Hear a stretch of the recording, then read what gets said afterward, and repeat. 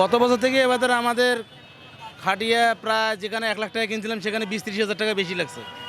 আমরা মানে সর্বনিম্ন আমার কাছে 250 টাকা থেকে 2000 টাকা পর্যন্ত আছে।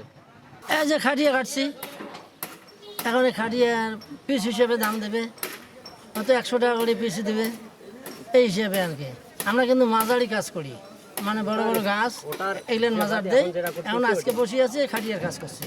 দাম কি বলবো আর, সীমাহীন সীমাহীন। সামান্য একটু কাঠ 700 টাকা চায়, 600 টাকা চায়, কথা বলা যাবে না, নিলে নেন না হলে যান। আসলে অনেক দাম বেশি অনেক, আর মজুরিটা বেশি লাগতেছে মানুষের, বুঝলেন। দাম যে আগে কাটছিলাম এটা 50 টাকা, এখন কাটে দিতে হচ্ছে 100 টাকা পিস। আর তেঁতুল কাঠ আগে কিনছিলাম আমরা 400 টাকা সেফটি, এবার কিন্তু 700 টাকা সেফটি, এক সেফটি 700 টাকা। সেক্ষেত্রে কিন্তু আর মানে সেই একটা কোনো ব্যবসা হচ্ছে না।